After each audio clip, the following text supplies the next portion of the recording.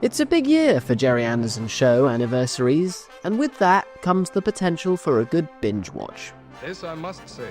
Whether you're watching your long-time favourite or dipping your toes into something completely new, this list has you covered.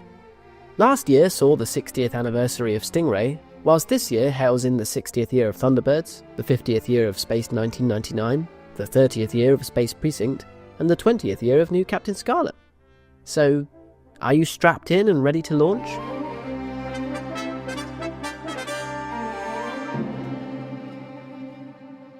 Number 1. The Protectors. What? I hear you say? If we're going off sheer episodes alone, there are 52 to watch. Now that's bingeable, albeit left field. And why on earth would The Protectors be for you? Well, although it's not a classic Gerry Anderson series with the gadgets and gizmos, it's still a whole lot of fun. The show follows a team of 3 independent troubleshooters who work together to protect the innocent and apprehend criminals. Based in London, they'd often be found trotting all over the globe, and many episodes were filmed on location, which makes for an interesting watch. The fashions are wonderfully 70s, and some of the action sequences are really well done. There are numerous guest stars of the era involved, including Patrick Troughton of Doctor Who fame, and Ed Bishop, who excelled as Commander Straker in UFO. But more on that later. The Protectors enjoyed a successful run during its original broadcast, and remains fondly remembered by many viewers. While it may not have achieved the same level of iconic status as some of Anderson's earlier shows, it stands as a solid entry in his filmography, and a successful example of live-action adventure television from the 1970s. So if you want a blend of action, intrigue, and international travel, you'll find The Protectors an entertaining, stylish 70s binge. Number 2. Hot off the heels of its 60th anniversary last year, Stingray makes for a brilliant binge. With 39 episodes to get through, as well as a whole host of extra stories to enjoy through TV21 or audiobook adaptations, Stingray is easily one of the most consistently good quality Gerry Anderson shows. In Stingray, the World Aquanaut Security Patrol are pitted against the evil Titan, an underwater tyrant bent on the destruction of people on land, the Terranians. Wonder what it is this time. Troy Tempest, Phones and Marina take up positions in Stingray, whilst Commander Shaw and Atlanta oversee operations from Marineville. There's something for everyone in Stingray. If you want some action-packed gunfights, The Master Plan or Hostages of the Deep is for you. Ship-to-ship action, underwater chases of magnificent craft, and Stingray being pushed to its limits can easily be found in The Man from the Navy or The Big Gun. But Stingray has so much more to offer than just action and spectacle. It's a show with warmth and real heart, a set of characters that feel like a family, and a comfort to spend time with. Episodes like Stand By for Action, The Cool Caveman, and Countdown best show the interplay between the colourful characters in Stingray. Bones, watch what you're doing with that paint. Oh, sorry, Troy. We see how flawed our hero Troy can be. Don't be upset, Marina. Troy didn't mean to ruin your party. But also just enjoy some group dynamics of the team going about their lives, whether it's having a fancy dress party or decorating Marina's apartment. Sorry, Troy. But perhaps that sounds a little too cartoonish for you. Episodes like Marineville Traitor have almost no Stingray, no alien threat, no action set pieces. Instead, it opts for a suspenseful drama about espionage, betrayal and duty. Meanwhile, Invisible Enemy is a downright horror film. It's terrifying what dynamic lighting, a puppet with a glazed expression, and Barry Gray's spine-chilling music can do to create a story of spook and shiver. To recover from this will definitely require a lighter episode or two, in which case, Titan Goes Pop or Eastern Eclipse are the antidote. But there are so many episodes that balance all of these elements really well, and that's where Stingray excels. Don't take my word for it. Go and give Stingray a binge.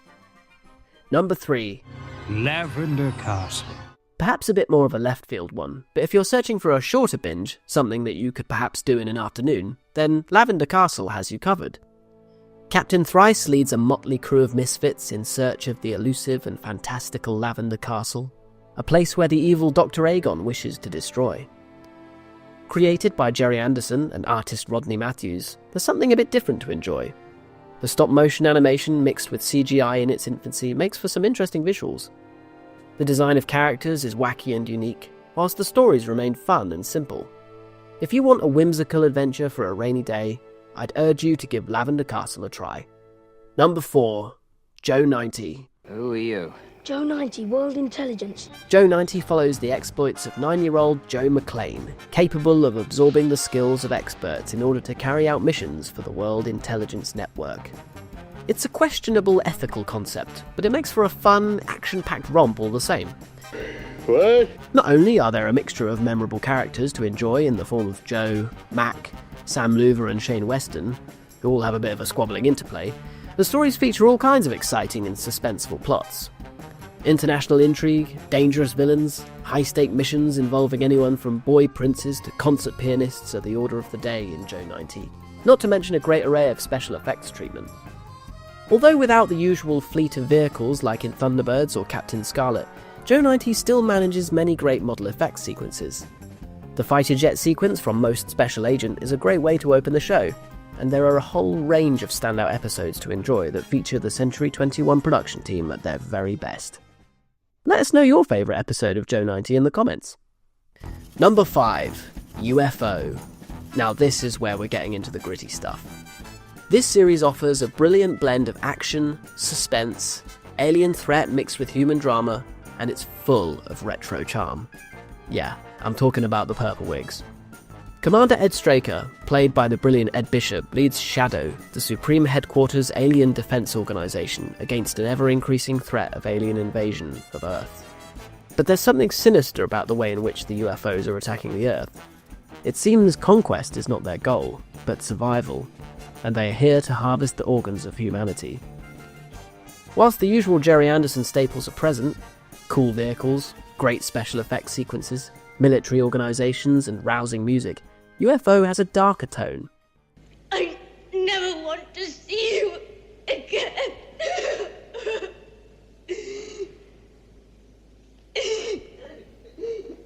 As the first live-action series made by Century 21, the writing of the show is understandably aged up. Episodes like A Question of Priorities show the sacrifices endured by our lead characters in order to protect humanity. And episodes like ESP or The Cat with 10 Lives demonstrate the psychological impact of the alien threat. Episodes such as Computer Affair, The Sound of Silence and Destruction give us what you might expect from a classic Gerry Anderson show, with some brilliant battle sequences. The episodes towards the end of UFO's run show a marked change of direction, dealing with much more abstract concepts. Mindbender, The Long Sleep, and The Man Who Came Back are all great examples of a darker show that UFO was aiming to end up as by the second season. No doubt, a binge will reveal all. Which brings me to number 6. Space 1999. Behind the scenes, it's well documented that Space 1999 is pretty much a byproduct of UFO. When UFO Season 2 was ultimately not meant to be, much of the preparation was reworked into Space 1999. It might stand to reason then, certainly in one's headcanon, that they could take place in the same universe. Obviously, they don't have much to do with each other apart from featuring moon bases, but knowing that Moonbase Alpha owes its origins to UFO, it makes sense that Space 1999 should be next on your binge list. It's a great show in its own right, and there's a whole 48 episodes to enjoy, spread across 2 seasons. If you want to revel in some 70s nostalgia balanced with philosophical questions about humanity's place in the universe, you need look no further than Space 1999. You're not referring to God, are you? There is of course a wide gulf between the 2 seasons, the second being considerably less well received. We won't go into all of that in this video, you can decide for yourself. Season 1 sees the moon blown out of Earth's orbit, and Moonbase Alpha picking up the pieces as they hurtle through space, encountering all kinds of alien threats. The Alphans are commanded by John Koenig, played by Martin Landau, and make up several key individuals. Dr. Helena Russell, played by Barbara Bain, Professor Victor Bergman, played by Barry Morse, and astronaut Alan Carter, played by Nick Tate. Space 1999 makes for great science fiction. Pretty much any scene featuring eagles in flight is a visual feast, but it does horror really well too, in episodes like The Troubled Spirit in Dragon's Domain. It also boasts perhaps the most famous cast ever to grace Gerry Anderson Productions, with guest stars including Christopher Lee, Peter Cushing, Joan Collins and Anthony Valentine. Plus, Martin Landau and Barbara Bain were already a force to be reckoned with, thanks to their run on Mission Impossible beforehand. So if you want something star-studded, Space 1999 is for you. Whilst the second season is not held in quite such high regard, there are still some strong episodes. Whilst Victor Bergman is missed, the addition of Maya and Tony definitely helps lighten the show. Plus, the special effects sequences are still absolutely on point. I think that's something I've been able to say about the whole list so far. It's almost as if there's a theme. Number 7. Leading the fight, one man fate has made indestructible. His name, Captain Scarlet. Staying in the remit of the slightly darker Gerry Anderson shows, Captain Scarlet has the usual run of gadgets, gizmos and awesome vehicles, but plunges all of that into a much more sinister world, one far less friendly, especially coming off the back of Thunderbirds in the mid-1960s. K-14 Observatory has been completely destroyed. There is no chance of there being any survivors. That said, there is so much to enjoy about Captain Scarlet, the indestructible Spectrum agent defending the Earth from the Mysterons. We never actually see the Mysterons. They simply destroy objects or people and resurrect them for their own ends, which on its own is an intriguing premise.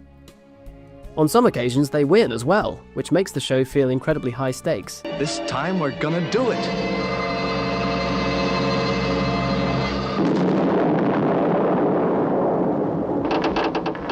In Winged Assassin, for example, they successfully kill their intended target, and in the episode Inferno, they manage to blow up an entire facility. It's moments like this that help set the tone for future episodes. You really feel like Captain Scarlet could fail at any time. Their plight to stop the Mysterons really does feel like it's on a knife edge. It looks like the Mysterons have failed.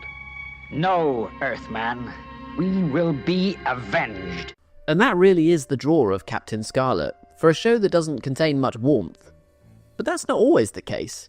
There are times when Captain Magenta shows up. Joking aside, a range of great vocal performances bring the characters to life, and the reliable Barry Gray produces a soundtrack score that keeps you on the edge of your seat. They're obviously hostile. Okay, Lieutenant, let them have it. The inclusion of a black character in Lieutenant Green and female pilots in the Angels also demonstrates some very forward-thinking social progress for its time, which is nice to see. There's so much about this show that is intriguing, and there are so many plot points to explore. It's a shame more episodes weren't made so that we could... Oh, wait a minute. Earth is at war with an alien civilization. Number 8. New Captain Scarlet. This show, which turns 20 this year, is, as the name suggests, a reboot of Captain Scarlet in CGI. There are no strings attached, and as a result, the show is able to tell stories in a completely different way. It's a very faithful adaptation to its forefather. The premise is exactly the same. The characters are pretty much the same, minus a couple of gender swaps, and the vehicles fulfill many of the same functions, although they look very different in this. In my view, New Captain Scarlet does the perfect job of remaining faithful to its core premise, but expanding the story in new directions. The fact that we have a breakout peace faction amongst the Mysterons gives us a glimpse into their world, and there are opportunities for more minor characters to shine too. Watching this straight after the original Captain Scarlet leaves me wanting more from the universe that's been created in both shows.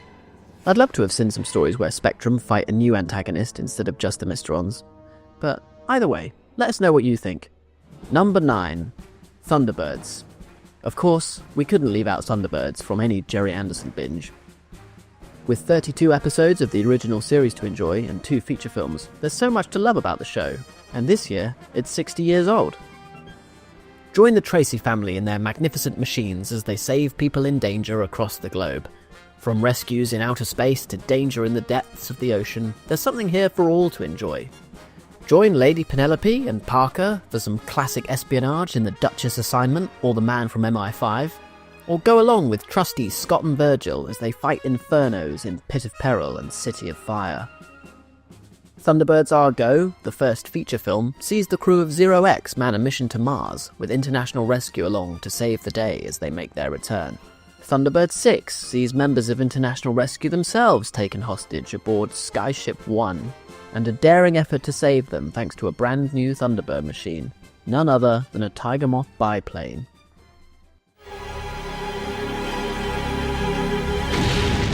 Finally, coming in at number 10, Space Precinct.